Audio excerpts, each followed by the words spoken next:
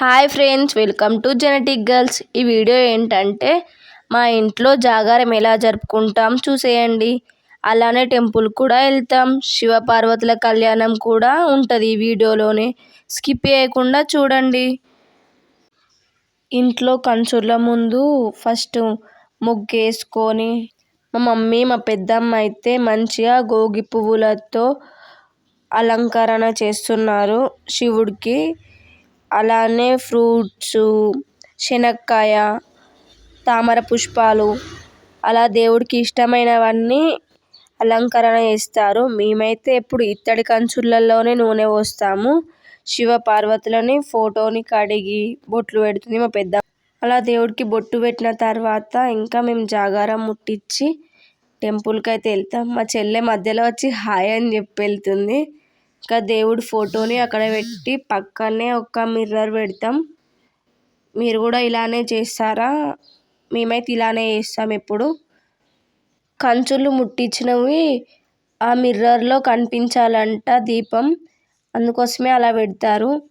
మేము సత్తుపిండిలు కూడా వేసుకుంటాం. ఇప్పుడు జాగారం దీపం ముట్టించిన తర్వాత గుడికి వెళ్తాం. వచ్చినాక కందగడ్డ సత్తుపిండితో మమ్మీ వాళ్ళైతే ఒక్క పొద్దు విడుస్తారు. ఇప్పుడైతే మేము టెంపుల్ దగ్గరకు వచ్చాం. బయట నుంచి అయితే చాలా బాగా చేశారు డెకరేషన్. ఇది త్రిలింగ సంగమేశ్వర దేవాలయం అని అంటారు. ఇక్కడ 3 లింగాలు ఉంటాయి.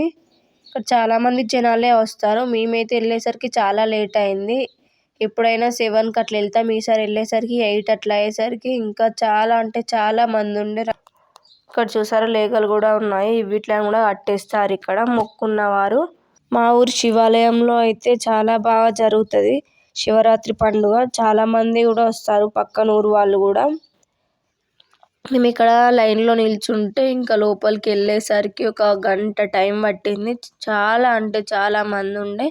ఇంకా లోపలికి వెళ్ళాక కూడా కంచులలో ఆయిల్ పోయాలి. అందరం కలిసి పోస్తున్నాం. ఇంకా మా అన్నయ్య మా తమ్ముడు లేదని మా పెద్దమ్మ మొత్తం ఆగమవుతుంది. వాళ్ళు కూడా వచ్చి మా తమ్ముడు మా అన్నయ్య కూడా కంచులలో ఆయిల్ పోస్తున్నారు.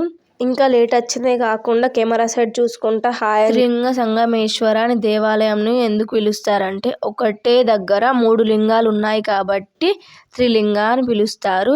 సంగమేశ్వర అని పిలవడానికి కారణం 3 శివులతో పాటు పార్వతమ్మ కూడా ఇక్కడ ఉంది కాబట్టి సంగమేశ్వర అంటారు. దీన్ని మొత్తం త్రిలింగ సంగమేశ్వర దేవాలయం అని పిలుస్తారు. ఇక్కడ ఊళ్ళో పూజ అయితే జరుగుతుంది. అక్కడ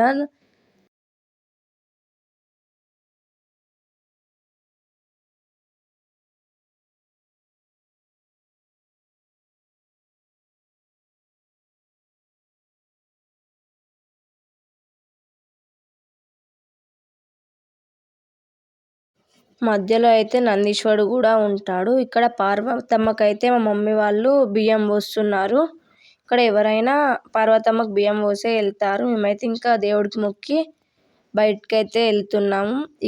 ఇక్కడ మధ్యలో నందీశ్వరుడు కూడా ఉంటాడు. నందీశ్వరుని మొక్కుకొని అందరూ బయటకు వెళ్తారు. అక్కడ నందీశ్వరునికి పసుపు కుంకుమ వేసి 3 లింగాలకు కలిసేటట్టు మధ్యలో ఉంటుందంట. బయటకు వచ్చేసాం మేము. ఇంకా గండ దీపం దగ్గర కూడా మొక్కేసి ఆయిల్ పోసి వెళ్తున్నాము. ఇంకా ఇక్కడ వత్తులు ముట్టించే వాళ్ళు కూడా వత్తులు ముట్టిస్తూ ఉంటారు. ఏమైనా కోరికలు కోరుకుంటే వత్తులు ముట్టించి కోరుకుంటారు.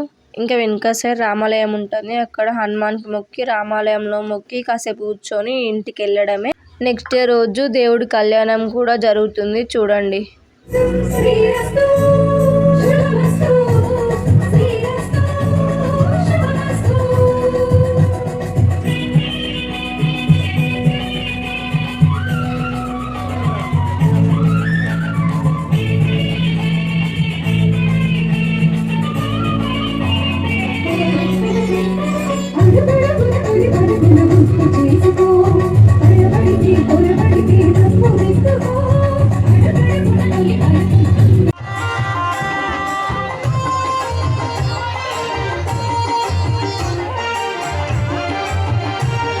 శివరాత్రి నెక్స్ట్ డే ఇట్లా కళ్యాణం, జాతర, అన్నదానం చాలా బాగా జరుగుతాయి.